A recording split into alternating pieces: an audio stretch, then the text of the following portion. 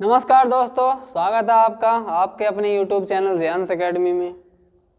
लगातार हमारा देखिए टॉपिक चल रहा है समास का, और समास हम बहुत जल्दी से क्लियर कर रहे हैं। आप अगर हमारे साथ साथ चलते रहेंगे तो हमें भी बढ़ावा मिलेगा।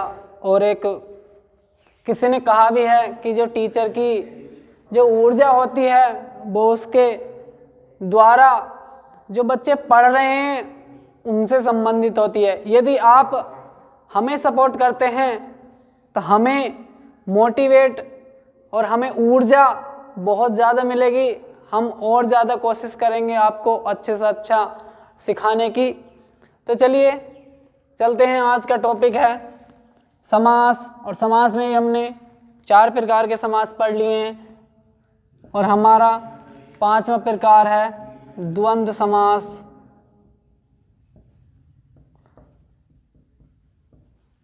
देखिए द्वंद्व समास को हमने कैसे लिखा है, ये हलंत है। इस प्रकार भी हम लिख सकते हैं, लेकिन जो नीचे आधा दिखता है वह आधा होता नहीं है। एक शब्द आपको लिख कर दिखा देता हूं। और भी ये शब्द लिखा हमने शुद्ध। अगर हम इसको दूसरे तरीके से देखें तो हम इसको यह भी लिख सकते हैं, जो आधा दिख रहा है वह आधा नहीं होता।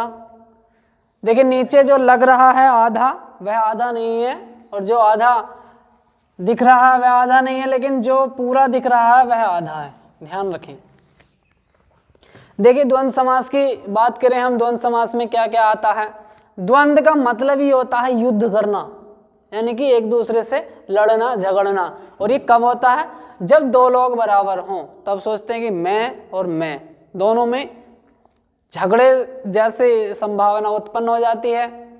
और क्या क्या आता है देख लेते हैं परिभाषा में इसकी या पहचान में। इस समास में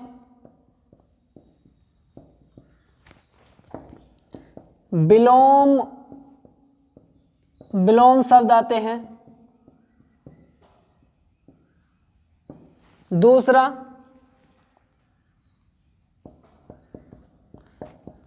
दोनों शब्द पूरक होते हैं, हो सकते हैं।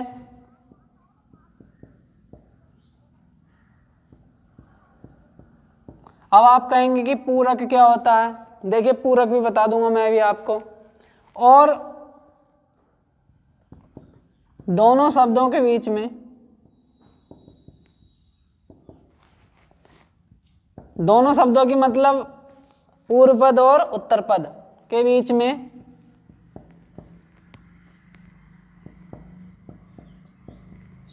योजक चिन्ह भी होता है। अब देखिए पूरक शब्द की बात करते हैं। विलोम शब्द जानते हैं, एक दूसरे के विपरीत या अपोजिट। पूरक शब्द वह होते हैं हमारे लिए, जैसे शब्द आया माता पिता, तो हम दोनों को बराबर इमेज देते हैं, बराबर समझते हैं उन दोनों को। तो ऐसी जगह पर वो शब्द हमारे क्या कहलाते हैं? पूरक कहलाते हैं। अब इसके कुछ एग्जाम्पल्स देख लेते हैं। पहला एग्जाम्पल है धर्मार्थ।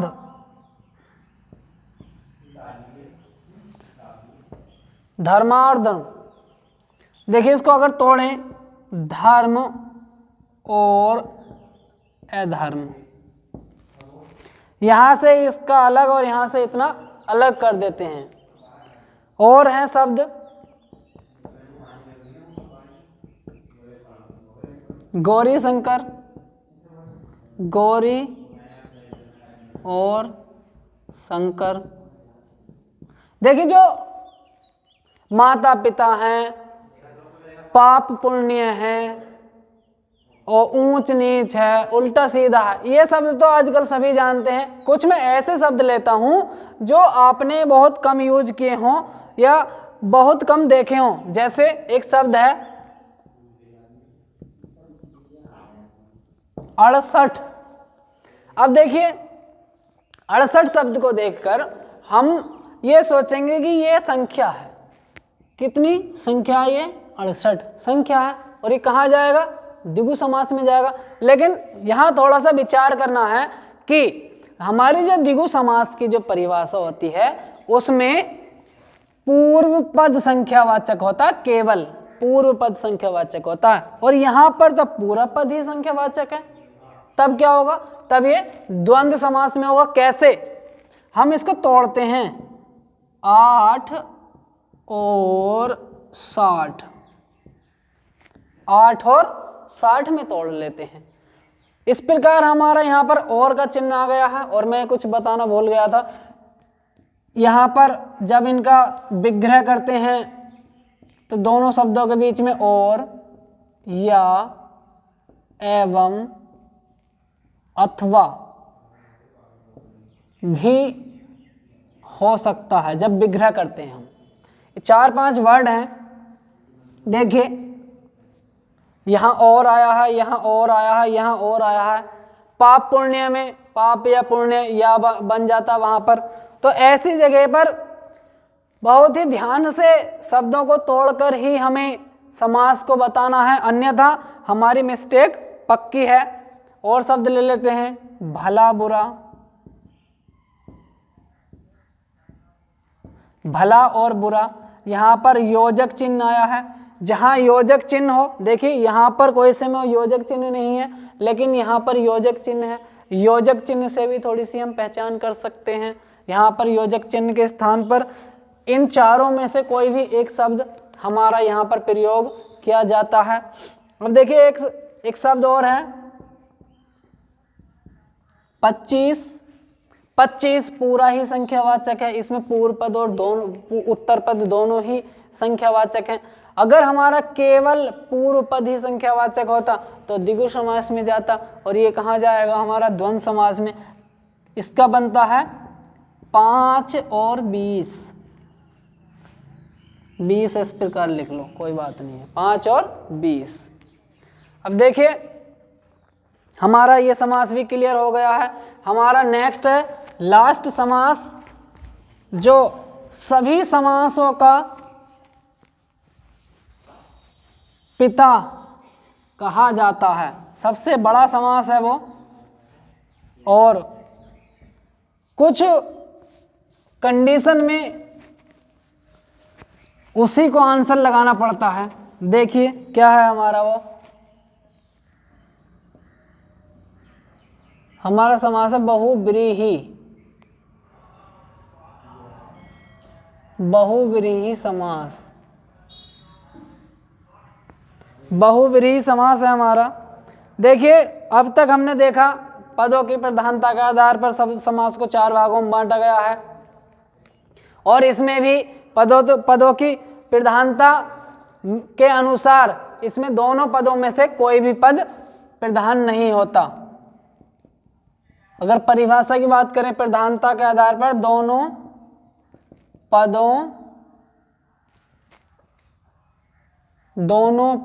पद अप्रधान होते हैं। इस प्रकार हम लिख सकते हैं,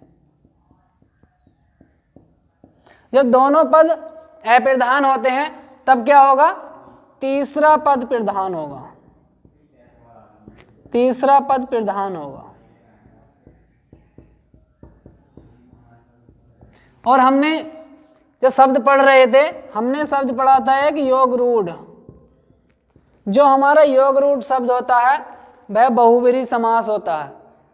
योग रूढ़ शब्द के जितने भी उदाहरण होते हैं, या फिर बहुव्रीहि समास के जितने भी उदाहरण होते हैं, वो योग रूढ़ शब्द कहलाते हैं। तो देखिए हम इसके कुछ उदाहरण देख लेते हैं। बहुव्रीहि समास के कुछ उदाहरण हैं।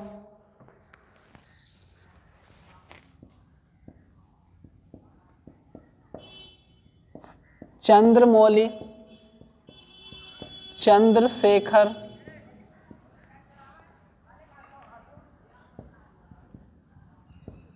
दशानन, लंबोदर, घनश्याम, प्रधानमंत्री। 4-5 शब्द ले रहा हूं मैं। चंद्रमौली, चंद्र है मस्तक पर जिसके, यदि हम अर्थात निकालें तो क्या हो जाएगा? शिव। उसी प्रकार चंद्र है शिखर पर जिसके, बात वही है, मस्तक के स्थान पर क्या हो जाएगा? शिखर पर, अर्थात शिव। दशानन, 10 हैं आनंद जिसके, अर्थात 10 हैं सिर जिसके, अर्थात हो जाएगा रावण।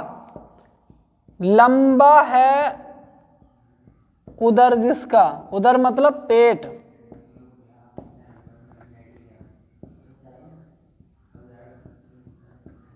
अर्थात गणेश जी। घनश्याम, घनश्याम का होता है